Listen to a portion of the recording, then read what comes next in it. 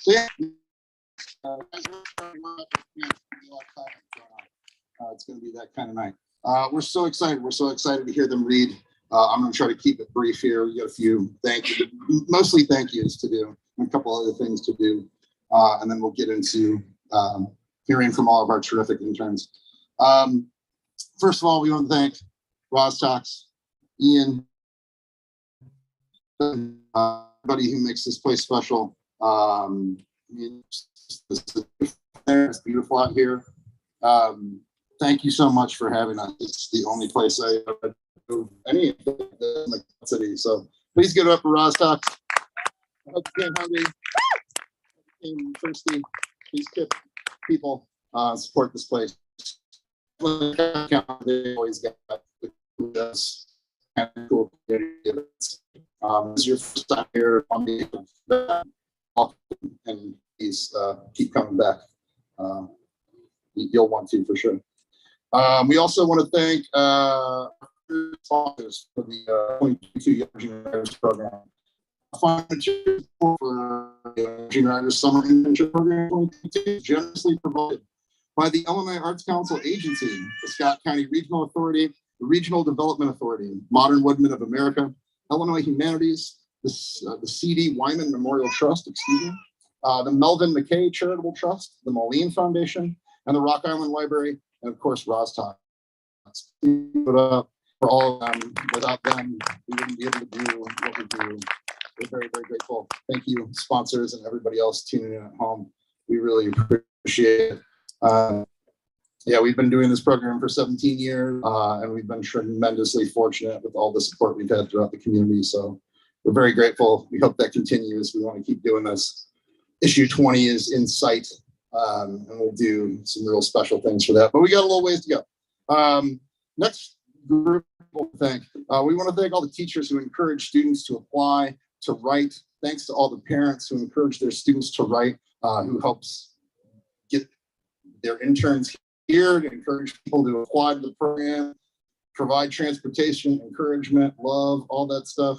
You know, all the parents and family who enabled and encourage this terrific group of interns, which I know is a lot of you. So please give yourselves a hand because you've done tremendous work, because these are so really special, fantastic interns that we've had the good fortune to work with this summer. We want to thank our staff. I want to make sure I get everything right. So, yes, we want to thank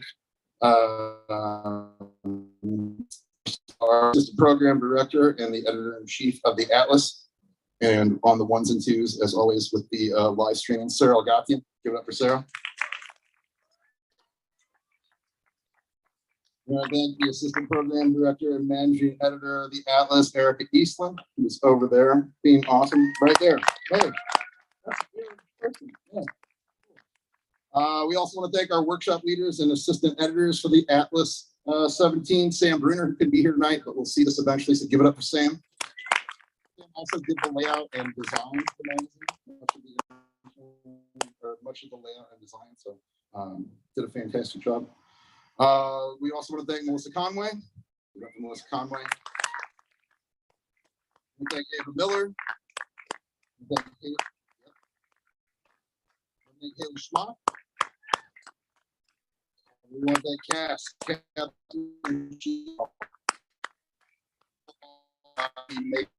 Up here to introduce this fantastic group of interns.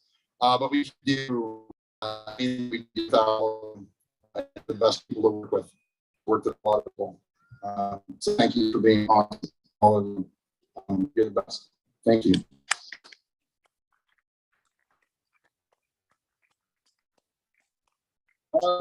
Couple of news notes, things for the Writing Center. What do? Who are we? We do all things literary arts. We are housed in the Rock Island Public Library. If you didn't already know, we're just down the block. This is our neighborhood. Welcome to our neighborhood. We quite like it. We've got all kinds of things coming up. Upcoming events. Let's see. We've got Writer Studio, which is a free writers critique group open to all genres, all experience levels, open to everybody. It meets online from 11 to 1 every Saturday. Our next meeting is this Saturday. So if you're interested in participating, come see us. Give us your email address. We'll get you on the list, and you can participate whenever you're able and wherever we're having meetings. First and Excuse me. Third Saturday is also an event that you're involved in, but an event that we really hope a lot of people can check out, an event that we think is really important and some of our friends are participating in. And one of our authors, the great Shelley Moore Guy, is helping to organize tomorrow as part of the Polyrhythms Bill Bell Jazz and Heritage Festival. There is the inaugural team. It'll be the Martin Center, John and Rhode I just talked to Shelley yesterday. I think they said they've got 20 authors. They get amazing, really amazing turnout. So go check it out. They're going to have kind of a conversation. They'll have books for sale. First time event. We really hope people can go out and support and check that out. It's going to be great. So please check that out. We are partnering with the German American Heritage Center. They have a call for poems. We're looking for poems from 13-year-olds up to 20-year-olds, which is all of you interns. Yeah. And then some other folks too. They've got, we're participating with them on a call for submissions. I think the theme is resistance. I think submissions are due September 1st, so time is of the essence. But if you've got a poem, send a poem. They're going to do a reading on October 2nd. All of the poets who are selected, I believe, get $100. So it's a paying gig. It's free to submit. Check that out. We have information on our socials. We'll get information on our website, but you can find all the information on the German American Heritage Center website just across the bridge too. One of our best readings that we have every year that we didn't have last year because of COVID, we are doing the Great River Writers Retreat reading where we take submissions from writers all over the Midwest to come and spend a week at the Bennett Retreat House in Rock Island. The winner from last year, Jeffrey Wolf of Chicago, and Joe Ivy Young, who is a YA author. They will both be here at the same time. And they're both going to do a reading on September 1st over at the Rock Island Public Library in the community room. Reading is free and open. They're going to read from work that they've been working on while they've been here. They'll have been here the whole week prior to that. So it's like the week before Labor Day. So that's coming up quick too. So check that out. We're going to have a lot of workshops coming up, a lot of readings, the annual band books. And we do a lot of stuff that school picks up. We also pick up a lot with our programs. So we have a lot going on. Check us out online, follow us on our socials so you can keep up with all the goodness. Come see us, give us your email address, and we'll get you on our email list. And then you don't have to go hunting. We'll send you all the news that's fit to print on a very regular basis. Cool, good, dope. Okay, I think that's all the business that's official. Before I welcome up, I believe Melissa is going to go first to introduce these interns, these wonderful interns. We want to take a moment and acknowledge one of our former interns, one of our YEW family, who's no longer with us, who we miss dearly. Lars Mesky-Wren passed away last year, and we have dedicated this issue of the Atlas to Lars. Lars was an intern for 4 years. We have several interns this year who have been in the program for 4 years, but before that, for 16 years, Lars is the only one who'd been in that long. We love Lars. We miss him a lot. The irises that you see throughout the magazine are a tribute to him. The issue is dedicated to him, like I said. One of our interns, Janie Locander, wrote a really beautiful piece dedicated to him. It's the least we could do for someone who is so special in our lives. We're really honored that his family is here tonight. Bill, Heather, thank you so much for being here.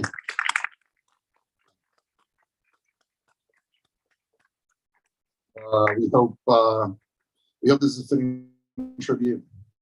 And we hope you all are happy. This is Lars. Turn it over to the interns. Welcome. Tonight. Great poet, terrific workshop leader, Melissa Conway. Melissa, tonight.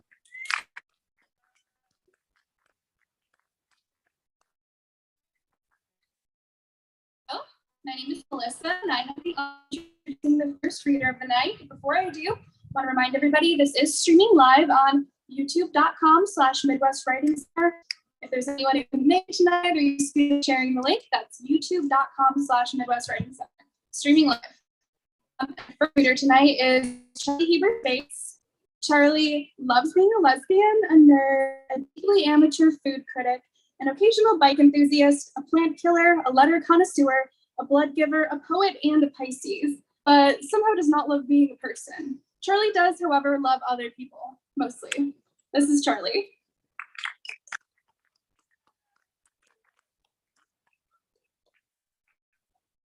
Hi. Hello. Good evening. How is everyone tonight? Hopefully good, wonderful. I'll be reading all of my pieces except for one from the atlas because it's way too long. But this first one is on eggs. Giant eggs, coarse, cracking, cracked, creatures of light, pulled from a warm paradise atop the hills under egrets who coast the Ozarks riverbeds, building nests of twiggy fauna. Tortoises, rather sea turtles, salted by an ocean, sanded by the beaches of Texas. Their mothers near to home and gone again when the tide recedes. Like freshwater pearls, from life to love to lips to lashing, peaked and held by tadpole-egged lake waves. There's a frog in my throat. Okay. My next piece is also in the atlas. To bring my copy up here, so I don't know what page it's on, but it is called Grievers 1. I sweat in the cold, something pervasive, just inside the core of my. I sweat in the cold and therefore toward warm things. I wait for the sun to turn a molten shade of brown, higher, lower, dropped by a touch of hot wind. Holding warm thing above me, making it do as I wish. 2. I sat for days on the porch when the wind, listening to the ripping sound of summer cicadas. I will stay here for many years, to leave by the great beyond. I think high small images, a place cider in west, dew in the morning, a place I'll never been. 3. A mass from the soft part of my lung convulses within a jar, red, gooped strawberry seeds. I love a moving species, drawn naturally to the untouchable. This mass pulled a feeling from my body, made it numb to movement, covering my fingers in waxy berry blossom juice. What I touch now carries a small texture, then melts when I come near. 4. What is the cure for the feeling of night again, for forgetfulness, for being unable to touch loved ones, for pulling out your hair, for hating to sweep it up, for the loving taste of metal, for the stains that the inability to respond. 5. Almost. I'm looking for answer. I found a lump of it in cool bed sheets and anything that makes me stop. And one piece, it's called Tintype, and this is for Lisa. Nat put a quarter on our meter, metallic and cold, as late spring pauses for us.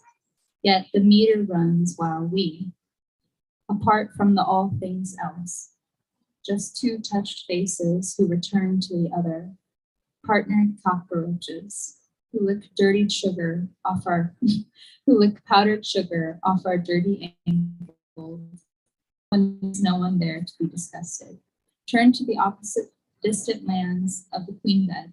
Yet our feet find each other in the dark and press like palms to the ground, grasping at grass and sand. Thank you.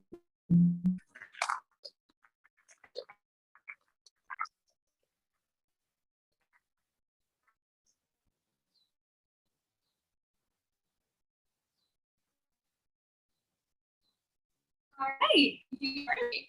Our next reader is another writer who I was lucky enough to have him this summer. This is Wyatt Flax, Agent Chaos and student at the University of Iowa. He has speaking in undergraduate literary magazines like Ink and Patchwork, alongside Ash Atlas. If you are unfortunate enough to encounter Wyatt, be prepared. You may become a character in his next story. Wyatt.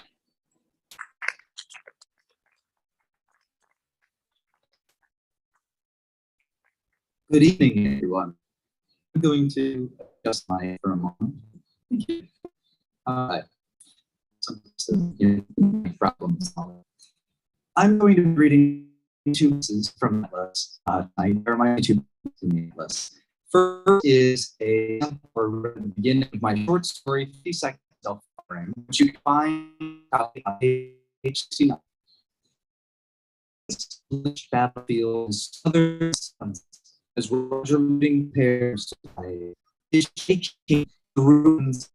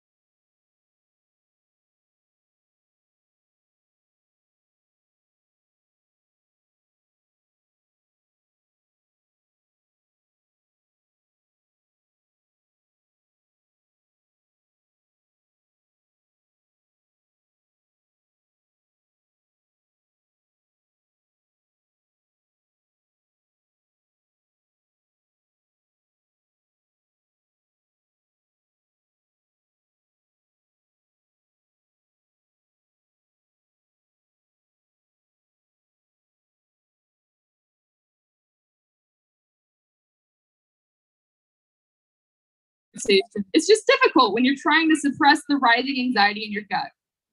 Decide that you can't do this even if you truly wanted to. You do wish to deep down. Wish you were more able to socialize and let anxiety loose just once, but you can't. 7, walk again. Walk back and apologize to your companion.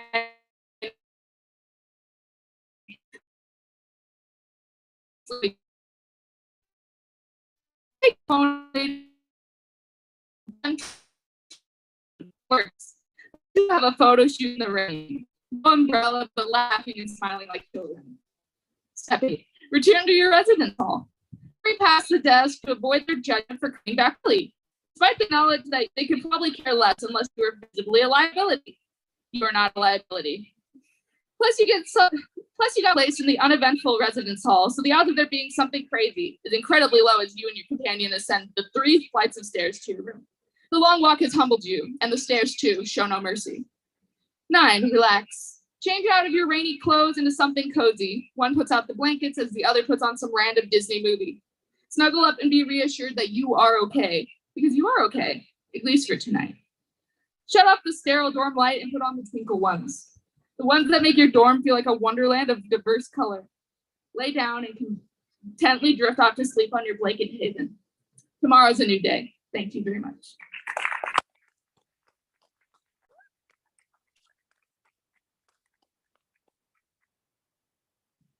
Our next reader is Ethan Wint. Ethan Wint is a soon-to-be freshman at St. Ambrose University and a forever goofball. He plans to write as much as he can whenever he's not working at a grocery store or watching Spider-Man Into the Spider-Verse for the 5th time this year. Ethan?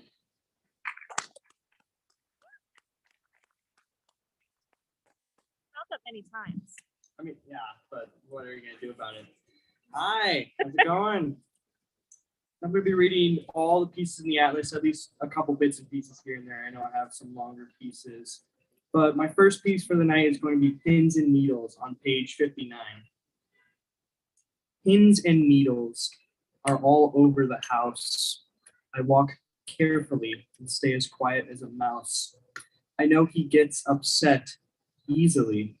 1 second, smiles and fun, the next, screaming in anger. She plays along too. They'll fight with each other over who's right. Rarely is there a correct answer. Anything I do is wrong. Just stay out of their way and let them talk it out. Tomorrow will be like nothing happened. I'm sure it will all work itself out eventually. I walk on pins and needles in my house, and I can't seem to pull them out, no matter how hard I try.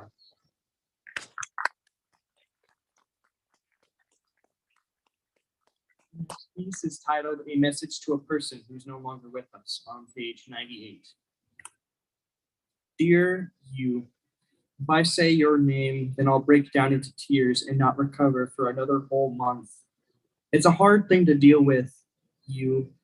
You were incredibly special to me, to everyone. I remember crawling down the steps as a wee 5-year-old and finding myself in your bed, lying next to you as we watched a WWE match of Stone Cold Steve Austin versus The Rock. You tell me all the different move names as I watched 2 grown men throw their lumbering giant physiques at each other in increasingly extravagant ways. I still remember waking up early in the morning and going with you to the local McDonald's to get some breakfast. I'd always get the Egg McMuffin with an orange juice, and you'd always just get a black coffee. We'd talk for a while, and once our meals had been eaten and our time spent, we'd leave. I remember occasionally when we left, there were small coins still on the ground in the parking lot that you bend over to pick up. I still see you wearing those plaid button-up shirts and those long jeans. I miss those moments. I miss you. Some days it's fine and I can continue on my merry way. Other times it hits me in the stomach as I hear your voice in the back of my head, saying any number of things. Talking, telling me a joke. Even the sound of you saying the word yep opens up the floodgates to tears that are too difficult to hold in. I just wanted to let you know, leave this message with you for a bit before I come back later to give you another one. I miss you. I hope you're doing well. Sincerely, Ethan Wint.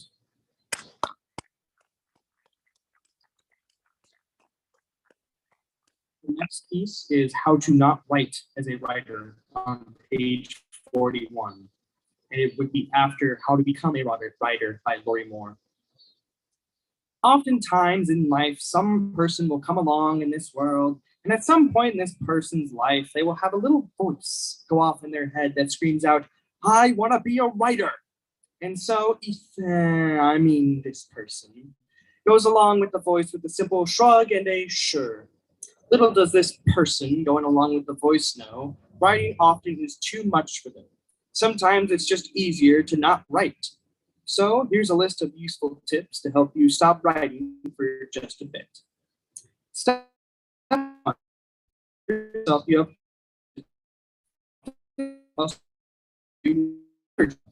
up. Writing plot. So do on weekdays, and then on weekends, how you don't play the cello as much anymore. So you pick it up for 30 minutes and then spend the rest of your Saturday watching that new Netflix show that you try to show this. No, you can't. Step 2, go online. Tip if you're writing on a computer, just drag that cursor away from the page and onto a new tab and go literally anywhere. That stupid TikTok video that's in the back of your mind for the past minute is totally worth a rewatch. While you're at it, just keep scrolling and scrolling and scrolling and scrolling and scrolling until you realize you haven't eaten anything in the past 5 hours. Warning, the previous step has proven to be so effective that it could lead to not only writing less, but doing literally nothing else for extended periods of time. Step 3, send your work somewhere else for submission. This is a slightly advanced technique as you first have to have written enough stuff to have a finished piece. I know from personal experience that I don't like writing when I've submitted something. It gives me a nice excuse to say, you know what, I've earned a break. Maybe I'll just sit back and take a good long nap. Plus, it works 2 ways. I can wake up to a nice surprise, or I've gotten enough sleep to take the rejection in stride and continue on with my day. I don't even need to worry or think about why it wasn't accepted. Although it could also have been that I wasn't looking at the guidelines correctly. I thought the piece looked fine with Comic Sans. And now those are my 3 tips on how to stop writing for just a bit, coming from an expert here. Remember to try and use these tips sparingly, otherwise you might feel a bit more awkward when you tell people you're a writer.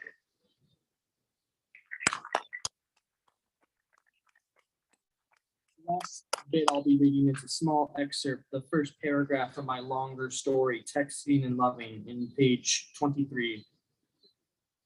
2 boys stand at the edge of a cliff. One looks up towards the sun, which hangs near the center of the deep blue sky. One looks towards the other and smiles before jumping off the cliff.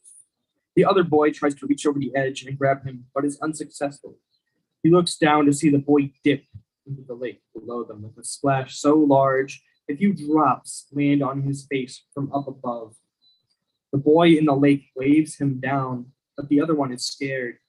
He can feel his knees shaking on the rocky surface and his breath becoming heavy. He closes his eyes and jumps. Thank you.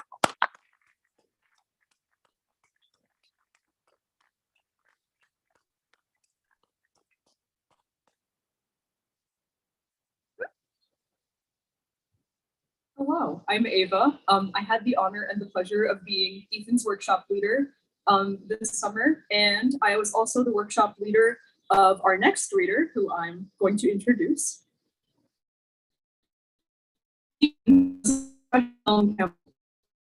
Store her memories of vivid moments and movies, though sometimes she chooses not to.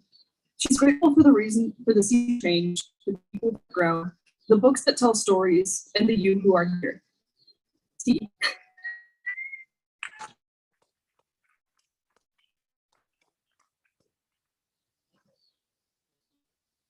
Hi everyone, thank you all are here and enjoy the show.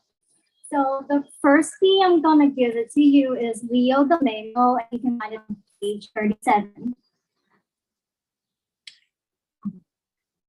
I am a Leo, which means that one day I searched on Google, is there spell here make actually work? And receive no legitimate answer. Another day, some weirdos asked me, why do you have such a high ego? And guess what? They received no answer, for my ego is too high to answer such a dumb question. The other day, I went to Adventureland and the Aquarius in front of me turned back and asked so admiringly, "Oh my God, that roller coaster must be just a piece of cake for you. You're a fearless Leo." And guess what? I screamed at the top of my lungs, yes, right in the waiting line, making the people there feel as though their eardrums were broken. Hashtag sorry, not sorry. Then they tell me, "Attention hog, welcome to your imagined spotlight." And I'm like, dude, even though my stupid sign is ruled by the sun, I prefer the lazy song. A lot of time, astrologers call me inflexible. Gosh, we give them glasses. I can dance, I can jump, and I can roar. They also call me jealous and stubborn, but these astrologers, the truth is, yes, I know how to say no and not feeling guilty about it. Yes, I hate to lose, but I can compromise too. If you just have a little patience.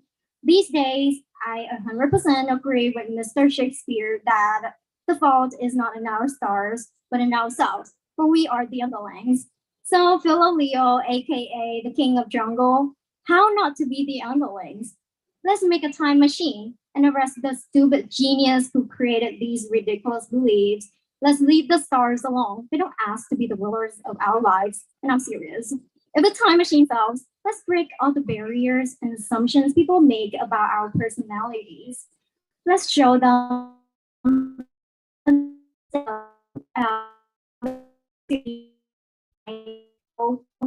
eyes, but let them after a long time tolerating too many zodiac believers with respect.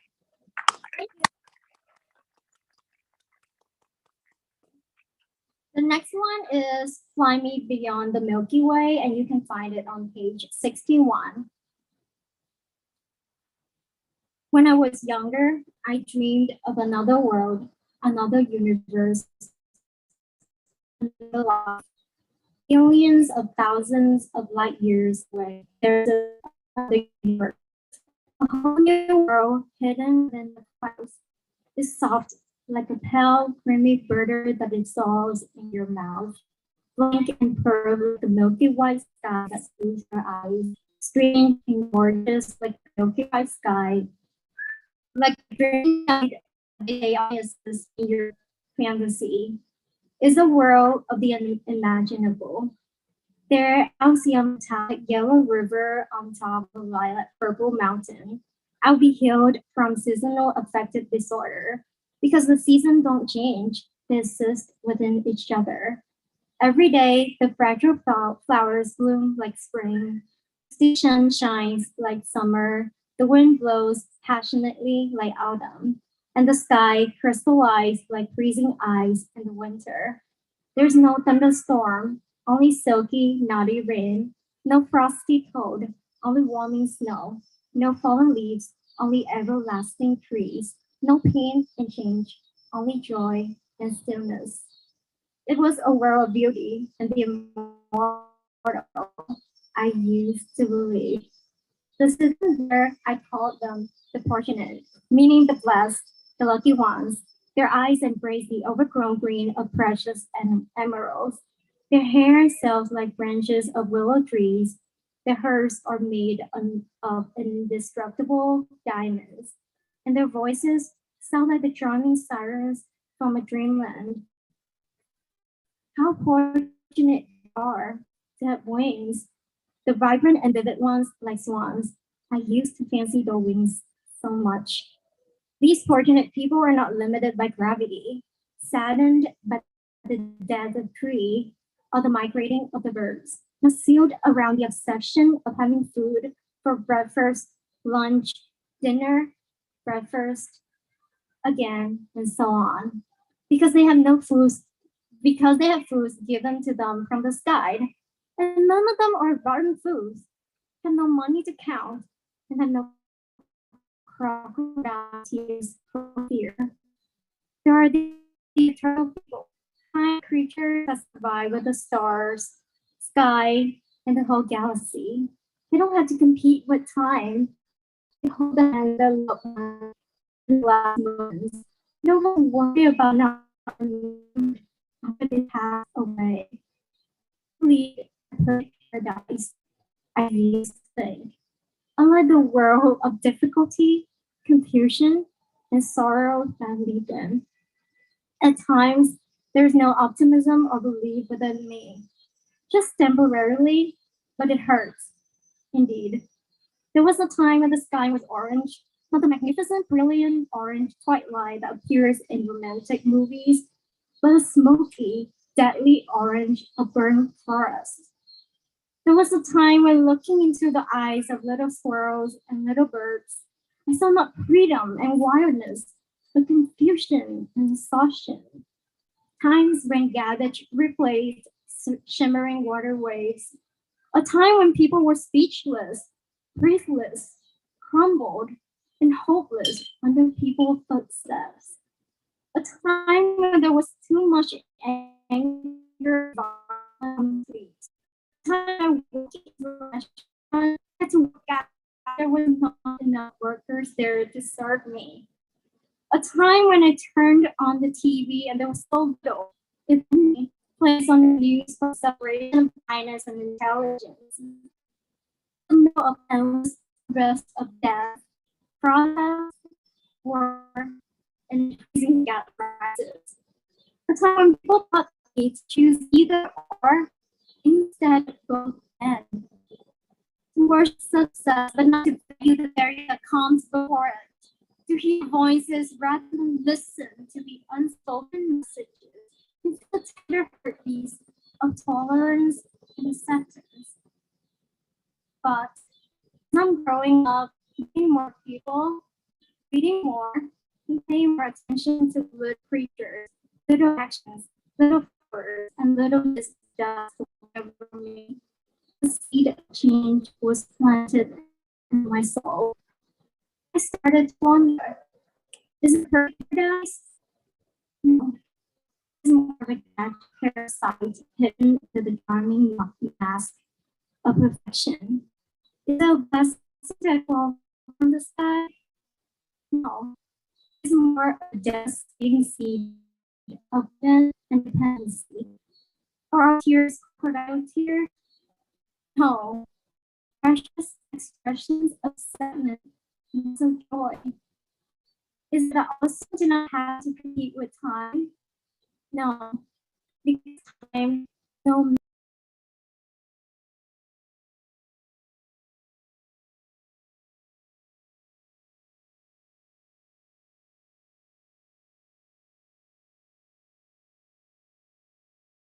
some the fearless water particle that absorbs the light. That has and so to the powerful ocean of millions of other water particles. I've changed a lot down to us. I started to recognize the beauties and the little things in this life I missed for being too busy dreaming of another world. Down here on Earth, I've seen mothers putting their children's hands, teaching them how to call mama and papa. That sound is even captivating than silent voice. I've seen a tree pass away and disappearing off the grow that same spot a year later. This is a resilient creature. I adore it. Down here, I've seen the dying smile during the last moments and the staying overcome separation and misfortune by holding each other's hands. Then I realized that maybe dying isn't that harsh. It's just a law of nature we all follow. After all, maybe this world isn't just full of sorrow. It's just a colorful, complicated world that's waiting for me to explore. Yes, gravity has held me back from flying, but I'm fighting with it bravely every day to stand up and move forward. Yes, I don't have wings like swans, but swans can't even fly with their wings. Me, I can fly, however high my eyes can reach. Thank you.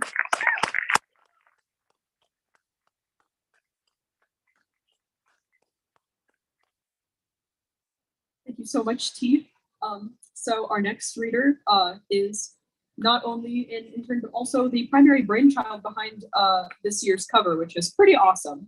So Audrey Williams is found in all things creative and on Instagram at Oddworks, which is Odd Works with the 2 S's.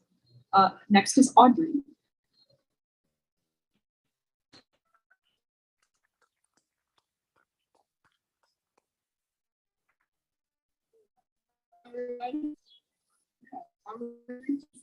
Move that mic.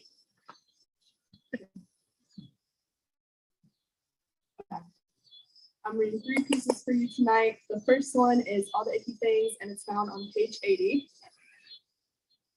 They scratch at me, leave me cracked open and sore, wet pus seeping from an open bruise. Worry causes redness and irritation. Stop itching. With time, silence may heal. The pain comes down deeper. It seems fog now. The dream just out of reach. Slap my hand away. Chuck my senses back into fruition. Treat myself as a rag. Squeeze it. Knuckles white. Twist it. Disregard my agony.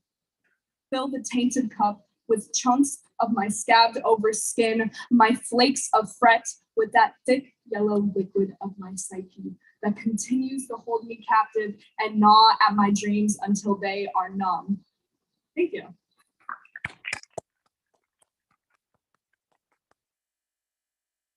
My next piece is Time of My Life, after Green Bay. The car is parked. I sit giggling in the back, surrounded by company none other than my own, and the stuffed animal I fidget with, not only with my hands sticky from candy, but my bare feet as well. I keep finding myself back. In this moment, time tends to grab me by my wrist. The car hums softly. The window slightly cracked, warm, muggy air breaks its way in and fights with the cool air coming from the half-working air conditioner. The sun stands high in the sky and smiles as it shines on my pasty legs, and suddenly the sunburn begins to form. Beads of sweat sit soundly on the soft forehead where my mom lays a kiss after collecting my robe limbs and clicking them into my car seat. We were both young, her and I. She is expected to grow up, pretend like she knows it all. A lesson forced to learn with time. She smiles at me, laughs at me messing around, waves her hand through the window. Her fingers graze my hair. It's something unpredictable, and yet in the end, it's right. Thank you.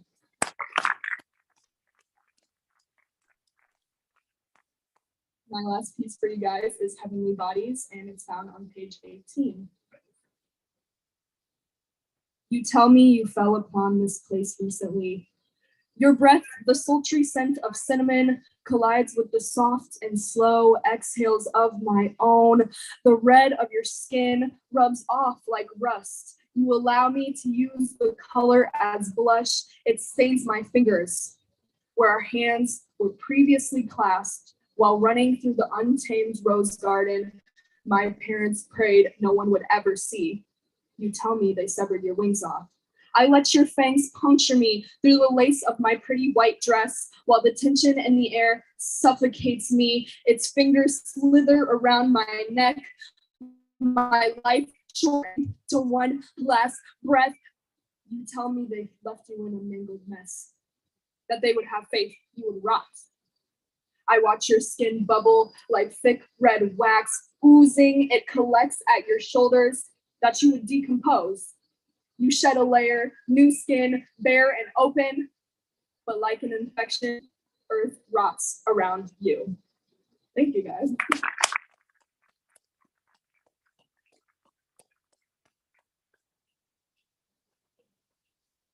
Hello, my name is Haley. This is my second year as a workshop leader. Audrey was in my group. She's so good. Anyways, up next is Aiden Kelly. Aiden is a first-year intern in the YEW program. Originally inspired to write by reading a Gorillaz fan fiction, he writes sad stories despite being happy. He is an enjoyer of grilled ham and cheese sandwiches, unsweetened tea, cats, and rings. Aiden.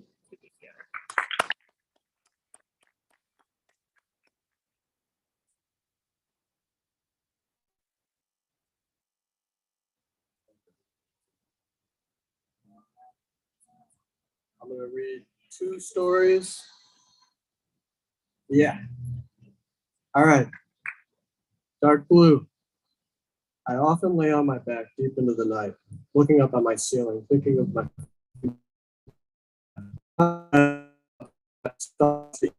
sleep. I find it hard to sleep thinking about sleep itself. My mind settles into ideas of the mistakes I've made, the mistakes I'll make years from now. The last time I rest my mind. My dreams are rarely fantastical, sought after visions of reconnections with lost friends, rewriting wrongs, and freeing myself of regret. Drifting in and out of these visions and then stopping, settling on what I desire most. Some sense of comfort, a payoff for the stresses of everything. It lasts until the best part. I see it now. I'm back to where it started, being that friend I haven't seen in years, a childlike innocence. To reproduce such a thing, I awake and feel a bittersweet wow.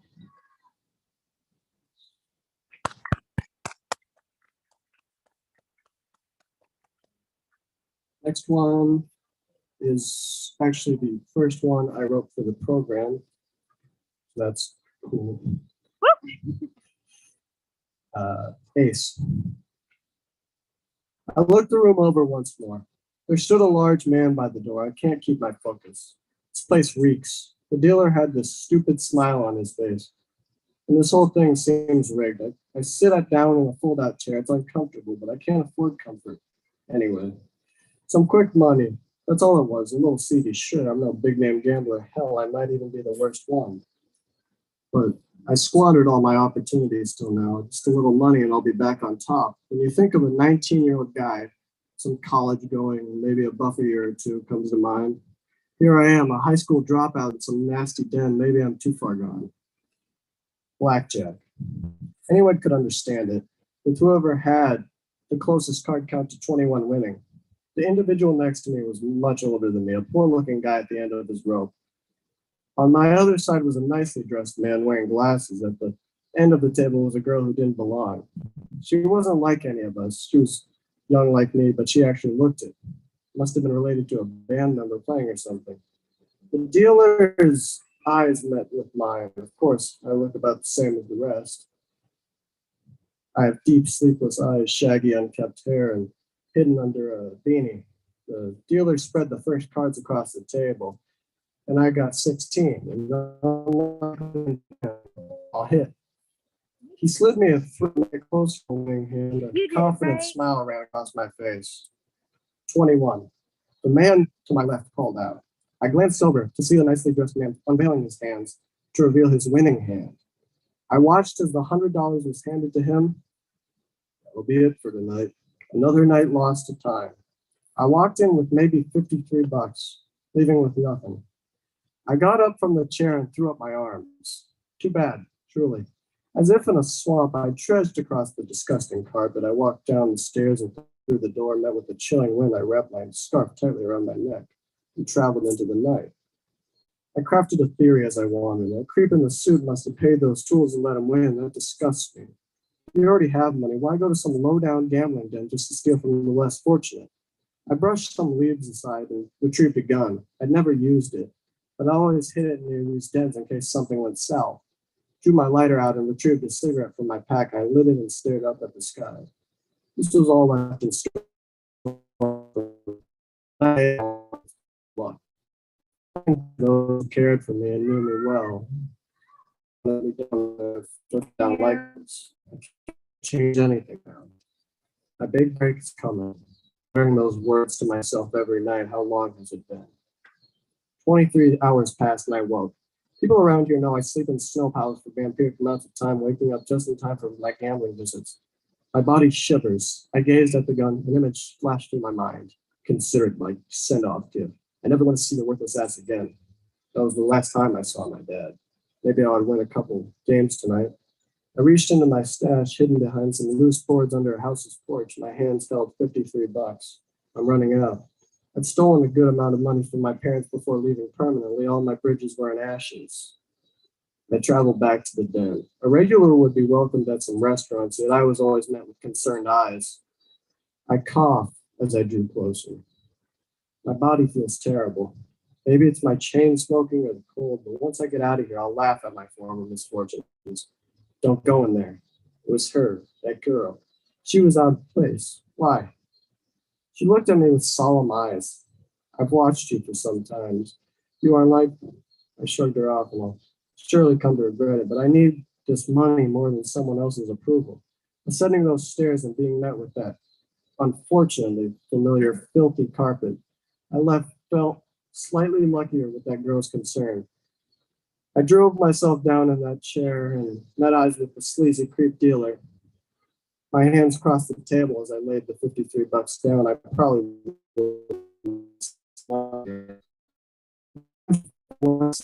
I get that point by the door. The table, the girl is gone. I picked from my hands, my surroundings, well, something wrong. Uneasy, my girl's strange. I received an ace of spades and I was something unfathomable. My break is here, no sleeping in snow. Even if it was the equivalent of a minimum wage paycheck, I find apartments, my money. I feel the burning in my hand and look down at the successful blade sting into me. I turned to see a suited man smiling grimly. In an instant, happiness was gone. Why is it always me? I groaned with pain and ripped the blade from my hand, thrust it weakly aside. I grabbed the money off the table and run as fast as I can across that carpet, down those stairs into the snow. The cold feels good as I get closer to that ice stone. I quickly retrieve the gun and aim it back with shaky hands. My vision's warping. Ace, you're a good kid. Remembering what my English teacher from ninth said, she was the only one who believed I would amount to anything. They called me Ace. I'm finding it ironic now. I've got to be one of the most unlucky guys around. I've got the money, though. And although I'm feeling tired, I can rest easy. I've got my big break. I can see this bright light. They're there. All of them. Everyone who's always been against me. They're cheering me on, and I finally won.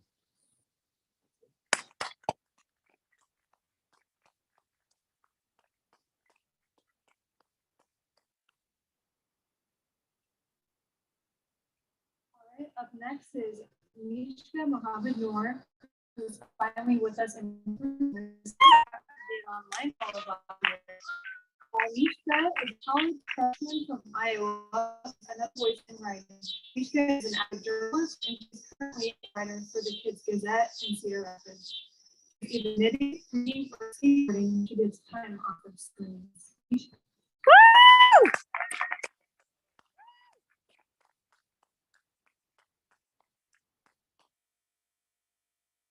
Good evening, everyone.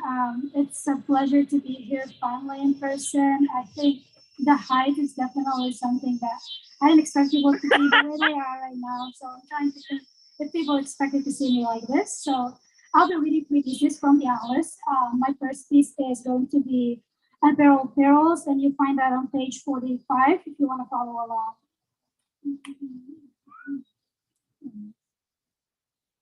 Unparalleled Perils. We tend to get caught up in between what we want and what we wish. Of the thing that I wish I did not do and that I did, I had made a list. During a time that was so precious as the final year of school, here are the things I wished I did and did not do. 1. Read more. 2. Spoke to my table group. 3. Never taken AP seminar. 4. Wore dresses. 5. Did not waste time. Read more when I was supposed to be sleeping. Spoke to my table group that made fun of me. Never taken AP seminar because I learned quite useful things.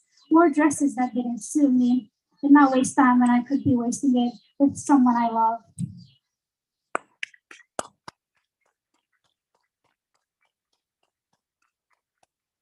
The second piece I'll be reading is Relapse. You find that on page 111.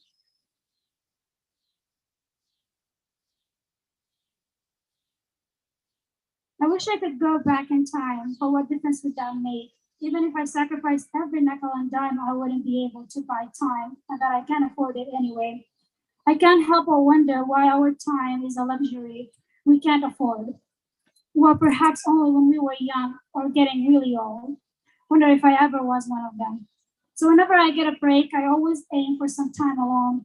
However, it's not something that I always get to do.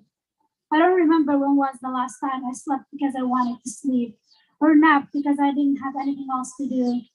Not that they are accomplishments I'm proud of. I can't help but wonder if it's our own fault or society's. I can't seem to pinpoint a direct answer, so I'll just keep wondering.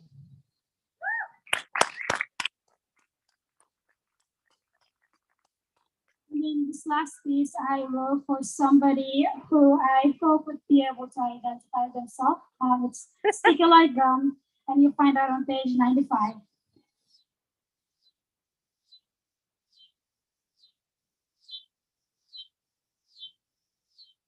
The cinnamon gum was my gift for you when the true gift got delayed. I hated not getting you something, so I thought of something rapidly. A cinnamon gum opposed to mint gum because I know you love the spiciness. Or maybe because I wanted to stand out from among the rest of the gifts. A gift you still resent me for after all this time, but I still think it's better than what you got me. While your present ended up under my bed, at least my present ended up in your stomach. A photo collage was your original gift. It arrived after almost 2 weeks. The cover picture was of us laughing, perhaps laughing at the brink of a gum. A cinnamon gum wasn't your favorite, but having it hidden in your car is. Between your car and room, the two packs got divided. Truthfully, I think I ate half of it. A cinnamon gum became what I am known for. Now most gifts I get have a gum pack within. Sincerity and humor radiate behind such a gift. It gave a pack of gum a different meaning. Thank you.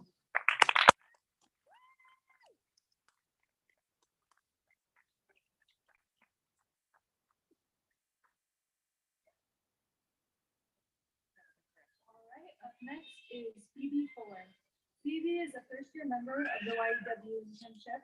Before they started writing, they were world-renowned chocolatier who lived in the Great Pyramid of Giza. They hold the world records for world's worst imposter syndrome and most unfinished projects.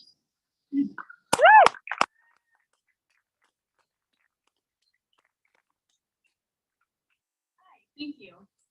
I'm going to be reading 2 pieces today. You can find the first one on page 106 in the Atlas, and it is about someone very special to me. Saltwater fresh air. 1. Water ripples into a pitch black surrounding. There's nothing to be seen, but everything to be heard and more to be felt. The water is salty and translucent. There's no color, but you know it's there. The atmosphere is hot and uncomfortable. The air is dense. The darkness goes on forever. A man finds himself in the blackness with his lover. She creates endless water from her sorrow. The water seizes the two. The man thrashes in an attempt to swim to the surface for air, but the water pulls them down until the two drown together. 2. White light encapsulates everything in the surrounding area. Outlines of objects are visible through the brightness. A cloudy image can be seen. The air is comfortably warm, the smell of it refreshing. It tastes sweet. Vibrations travel from one outline of an object to another. The white light is endless and calming. A woman finds herself within the brightness with her lover. His laughs create more vibrations to bounce around, allowing her to feel once again. Layers of white cocoon the lovers, and they thrive in the warm light. Thank you.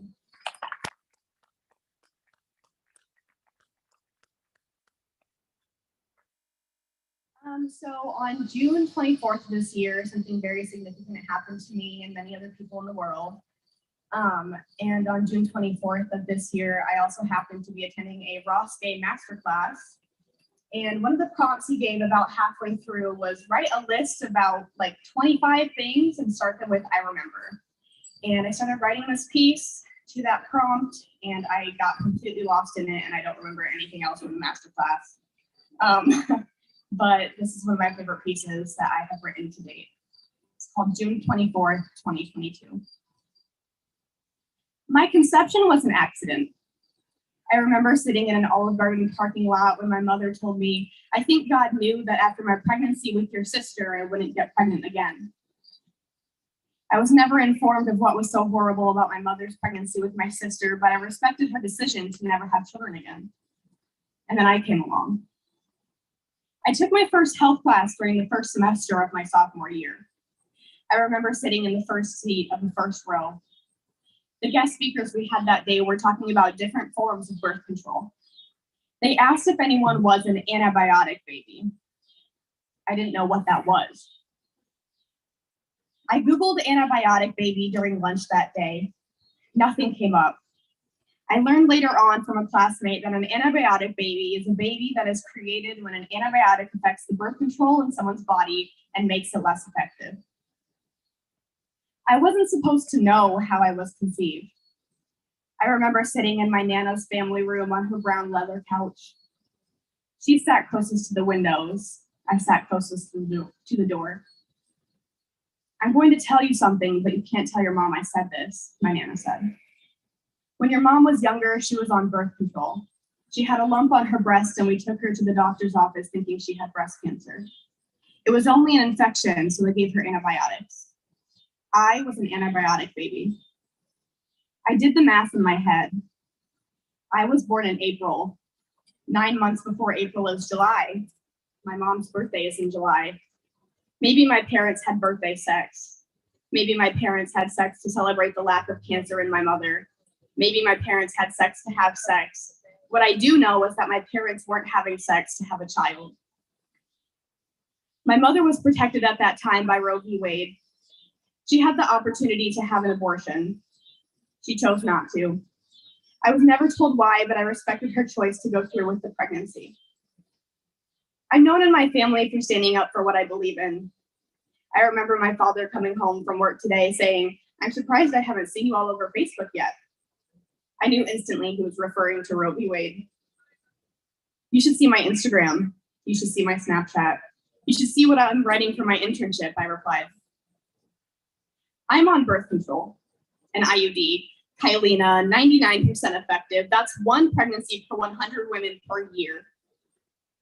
God forbid I was that 1 out of 100, I might get an abortion. I'm 18 years old. I have a job, I'm in an internship, and I'm on the road to college. I will not have a child right now, and I deserve the right not to.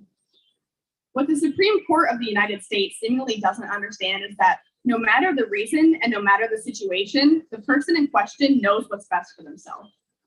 The person in question deserves the right to bodily autonomy. The person in question deserves the right to have an abortion. The person in question deserves a choice. The 12-year-old girl who became pregnant when her uncle sexually assaulted her deserves a choice. The 35-year-old woman with already 5 children deserves a choice. The 18-year-old trans man who finds himself pregnant deserves a choice. The 20-year-old college girl who had drunken sex at a college party deserves a choice. The 16-year-old girl whose parents wouldn't let her get birth control, whose boyfriend insists sex feels better without a condom, deserves a choice. The 48-year-old woman who miraculously became pregnant but cannot safely carry a child through a full-term pregnancy deserves a choice. The 39-year-old non-binary person who never had nor wanted children deserves a choice. The 21-year-old woman whose doctor wouldn't allow her to get her tubes tied because she's too young deserves a choice. The 87-year-old woman who got pregnant with her high school abuser lover's child and didn't have the option to abort it deserved a choice. Why do John Roberts, Brett Kavanaugh, Samuel Alito, Clarence Thomas, and Neil Goretz deserve the right to dictate what people do with their bodies as self-identifying men who don't have uteruses? Why does Amy Coney Barrett reserve the right to even be on the Supreme Court when she doesn't know the 5 basic rights of the First Amendment? What do these people gain from taking away rights to abortions besides more illegal abortions, more children in the foster care system, higher suicide rates among women, and a feeling of immense power? The Supreme Court will not stop there. They will come for birth control. They will come for gay marriage. They will come for interracial marriage. This government, which prides itself upon the freedom of its citizens, will not hesitate to confiscate said freedoms one after another. Thank you.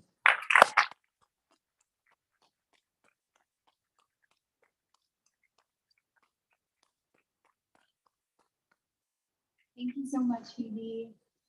Our next reader is Zach Blair. Zach Blair is entering his second year at Augustana College, where he studies English and creative writing. Growing up with a love for baseball, his passions quickly shifted to storytelling and poetry. The Atlas is his first publication, and he's hoping God lights the path to many more chances. Come on up here. Woo!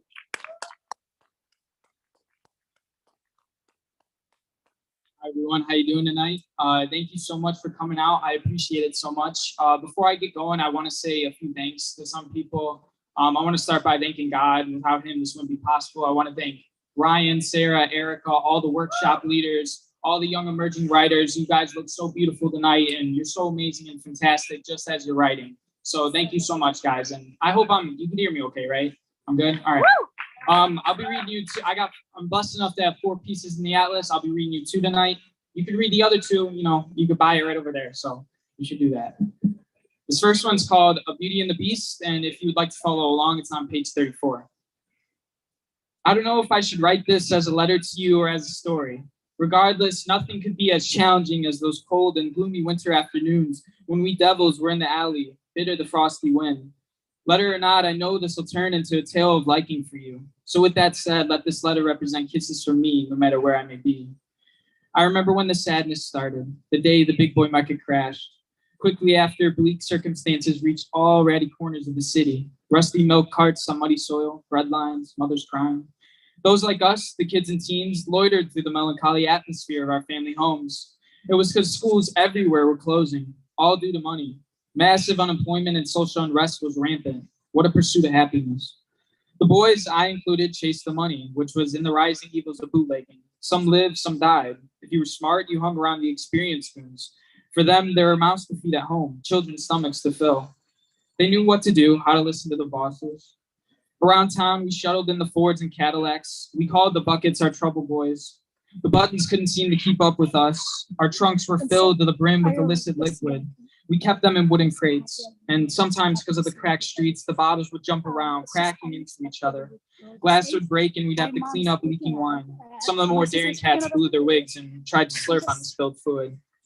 I'd go to the parks with those same boys. We'd smoke on those sticky summer nights where my high mind needed the sun, not the moon. Just like most of the earth's intoxicants, marijuana was outlawed in a few states, but that didn't seem to faze us. We were the outlaws. And so I don't know how you'd ever look on me with your pretty eyes. I always thought that my rotten reputation would never sway you. Yet I still dwelled in chasing trouble because my young mind created illusions that it appealed to you. Guess that's what desperation does to someone. Several times we'd sell out of the speakeasy right next to your dilapidated apartment building. They met in the same alley. And lucky for me, some days I'd get a glimpse of you from your gray window. I guess that's where your bed was. Unlike so many kids, you stuck around with your family. Noble you. Your dad was a factory worker, I heard, one of the populations that got hit the hardest. Somehow, though, I never saw you doing odd jobs like selling eggs to neighbors. You were hidden, cocooned, always in that room of yours, but I didn't think you lazy. Instead, you were the princess of this depression. With your extreme creativity, you used some of those flour sacks from the companies that began putting different attractive prints on their products so that mothers like your own would buy their flour. Scrimping and saving was the new way of life. The sacks could be made into dresses. You hopped on the trend, but to me, it's like you started it. You'd saunter around the room, dancing to the newest jazz and swing of the age. Bright, colorful, unique patterns illuminated your dresses. White ducks on calm ponds, dogs and gardens of cute flowers. Each dress accentuated your beauty, showing in greater detail that rich brown hair of yours, your sunny green eyes. I'd see you in your private kingdom, and I wish more than anything that I'd be invited in one day. I wish I could have met you at church or school or anywhere, but you were elusive. It's like you were trapped, but you were comforted with your imprisonment. You wouldn't have cared if a knight in shining armor tried to break you out. Time passed and things got more animated than usual. Cats started firing off Tommy guns, and the sound those monsters created rivaled thunder, and stray bullets were directionless, soulless, and you better have hoped that not one would race into you. On a rainy night in the fall, dim street lights around the familiar alley, I had a feeling in the pit of my stomach that nothing would go right. God had had enough with my recklessness, and he showed it with the slicing lightning in the sky. I just knew something bad was about to happen to me. A rival gang pulled up, raindrops sloping down their coated shoulders. These guys had the vicious look of demons, each breath of theirs warm like a dragon's. It was a stick-up. My loyal boys ran in any direction their heart desired, but I was frozen to the ground, looking up at that lighted yellow bulb in your room. Our quarrel had caught your royal gaze. Shots rang out, their boisterous rattle bouncing off the surrounding walls. One of those speedy pieces of lead hit me in the gut. The blood poured out like a waterfall, mixing with the falling rain. You screamed, though mostly noiseless to my dying ears, and ran from your room. I missed you almost immediately, but I was glad you wouldn't be exposed to my harsh world, the one that included dying teenagers. The robbers took their loot and ran off. In my final moments, I was struck with fantasies of a life with you. You the beauty and I the beast, a pretty girl with a gangster. Thank you. The second piece is, it goes along with the Ross Gay prompts that I remember. It's on page 93 if you'd like to follow along. And it is titled Construct of a Lover. I remember that frivolous night with you. I remember sitting on that mound of grass talking of playing basketball as a shorty. I remember you relaxing on me, your support. I remember that we chose to have a sleepover. I remember hearing the first sentiments of temptation out of your mouth. I remember falling for it, like Eve. I remember feeling that I didn't want to be like God. I remember that ragtag group, that talkative drunk girl that called you pretty. I remember talking about your deceased father, that you want to try every drug ever. I remember how you said that you screwed up your January classes. I remember taking one stare at a time, holding you in your hand with each step. I remember how you said I was cute. I remember that you almost fell backward on another daunting climb of stairs. I remember how you counted each one aloud like a little girl learning in numbers. I remember the sin. I remember driving you back in the morning. I remember coming back to my room, squirming and crying with a melancholic fever. I remember telling you of how I wished to see you again. I remember that you didn't respond. I remember crying on that park bench, weepy rain mixing with my tears. I remember that I still feel sad over you. I remember each dream I still have of you. I remember you. Thank you, guys.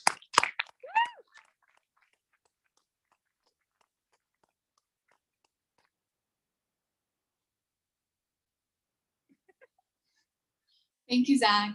Our next reader will be Joe. I lost. There you are. Okay. Joe DeBloy enjoys listening to old music, playing video games, gardening, sewing stuffed animals, and struggling to catch wild animals that most likely should not be caught. No. You can summon him by piling clearance costume jewelry on the floor and talking real loudly about penance. Come on, Joe.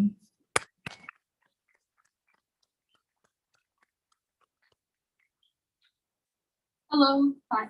Okay. Hi. It's coming from multiple places. It's really weird.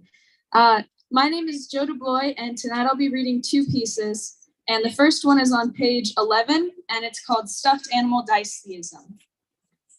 Dice Theism, the belief that there is a God, but that this God is not good, and possibly, although not necessarily, evil. He mostly does it because he's bored and likes to get things done. Fills their arms with cotton fluff and seed shells warm from sun. Sometimes lost buttons for the eyes, sometimes old cabochones. Words come through stitches on their mouths, he hushes with his palms. There's bears and dogs and rabbits and frogs and things that have no name. Ties ribbons round the necks of those who can't quite get the game. He sews them from old scraps of cloth, remains of grandma's quilts. Patterns are all rushed and crushed, so often bodies tilt. Before he brings them out for sale, he lines them up one by one. Now quiet now hush and shush. Recall, you're made for fun. Woo! And my second piece, go me, yeah.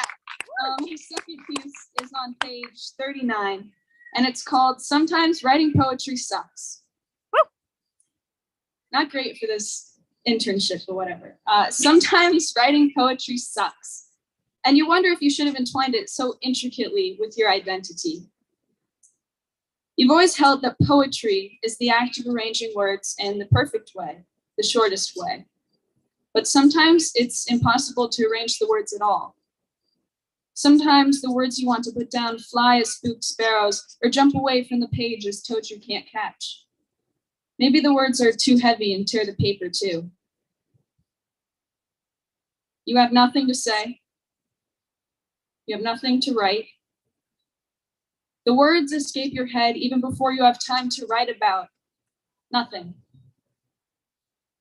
You've always held that a story operates through two layers, a physical, a metaphysical, the impetus, the exhaust, the lover, the loved. And here you are, stuck with a bird cage and no message, burdened by a thought with no meaning.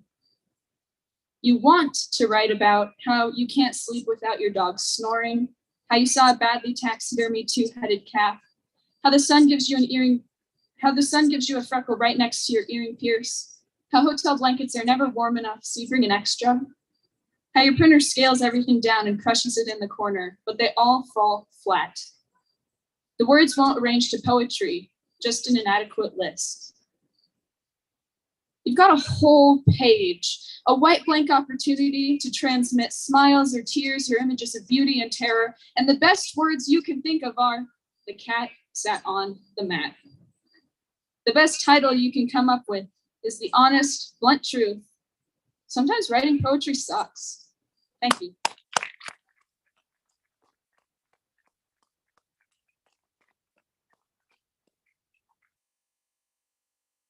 Thank you, Joe. It was so lovely working with you this year, as it was lovely working with everybody part of the program. This program, before we introduce our last reader, this program wouldn't be possible without Ryan. So let's give a hand for Ryan. He's mad at me now in the back, but that's fine. Lola Nakashima Brooke is 16 and is entering her junior year at Central High School. She has been published in Love Girls Magazine, Indigo Ink, and The Atlas. She is working on getting 2 novels published, and for some reason, writing another. Be warned, if you speak to her, there's a 50-50 chance you'll end up in her writing.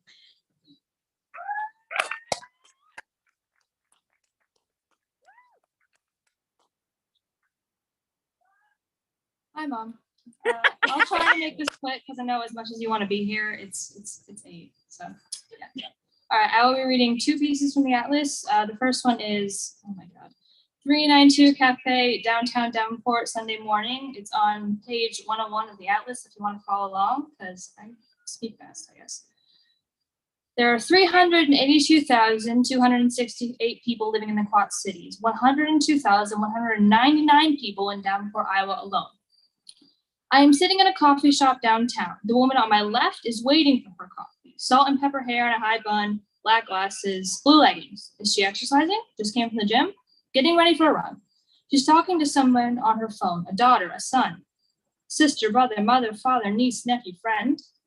On my right is a woman almost like a younger version of her. I'm looking back in time. She's on a computer working. She looks college age. Her coffee cup is the size of my head. She's got 2 purses. She's got money. Like the ones my mom used to have, the kind you get from Von Maur, flower print and beige.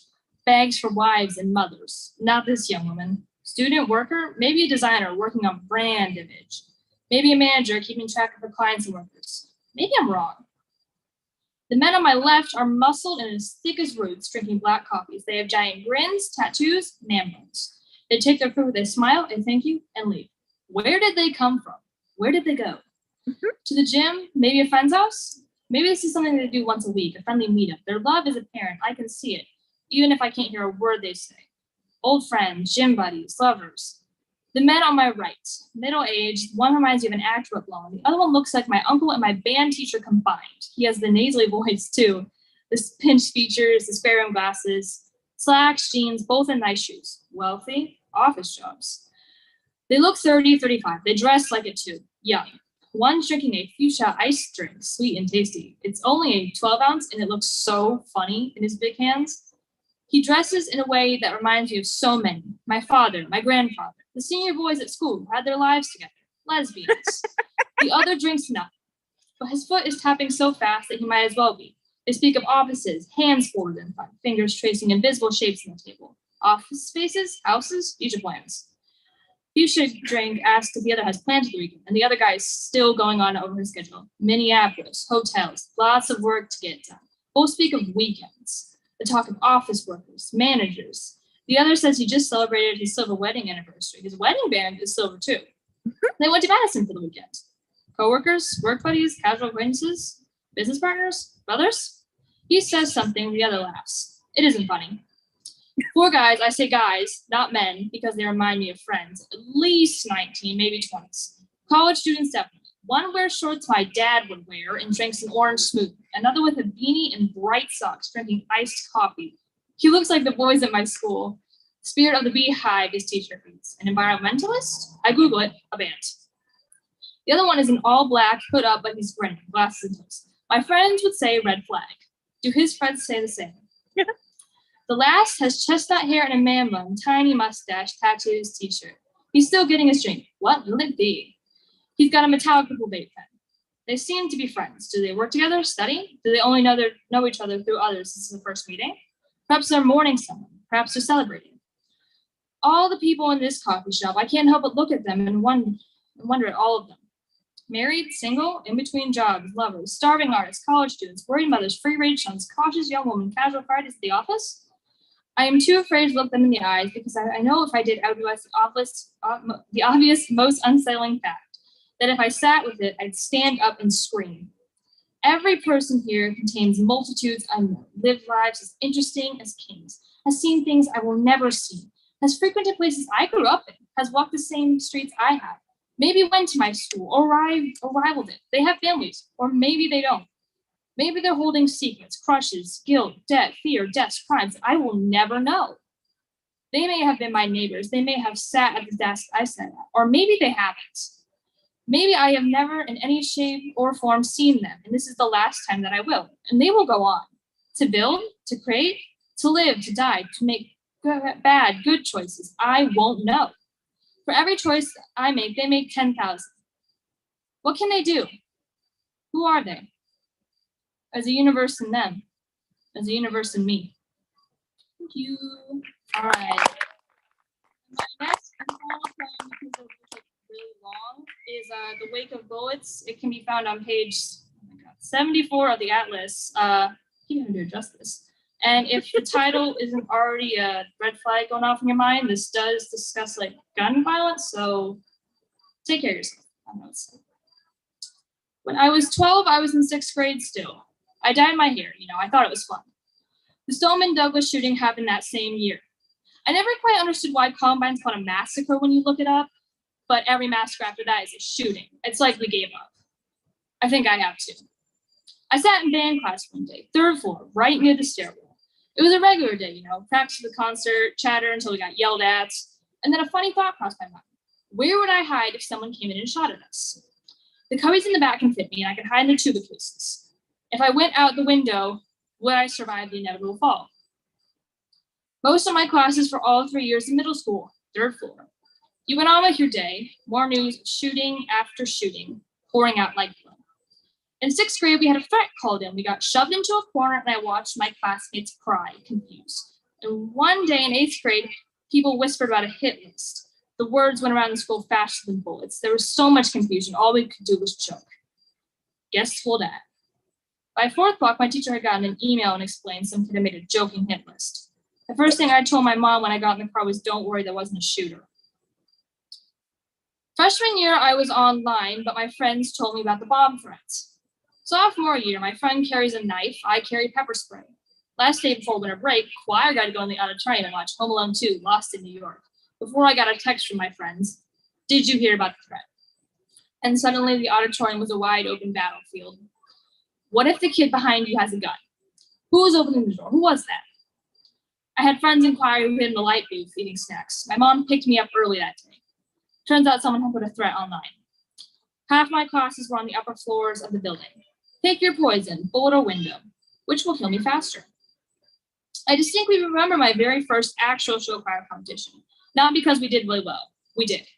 But because I sat in the gym at North, lit up with the disco lights, all the colors of the rainbow, and I was seeing red sitting on the bleachers.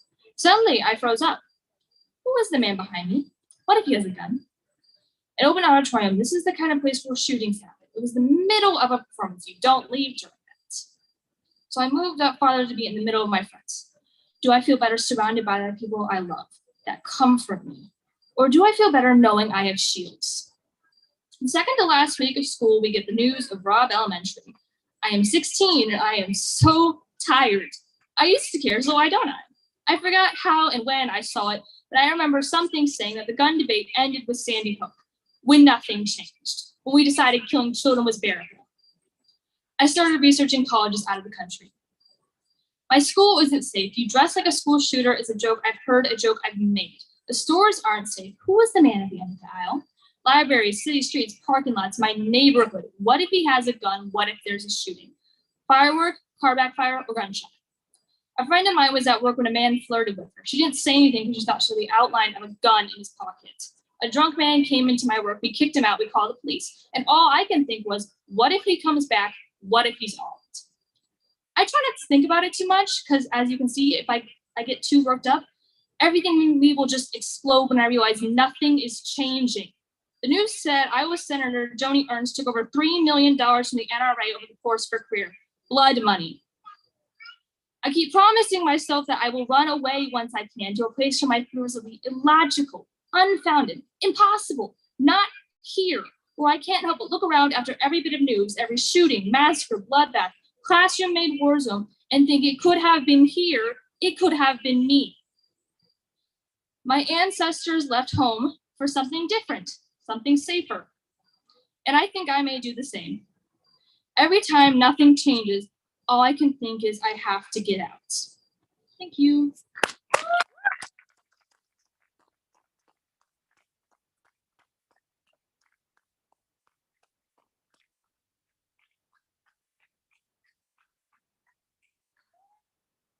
More to say? No.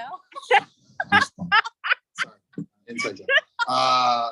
Give it up for all the 2022 YAW interns.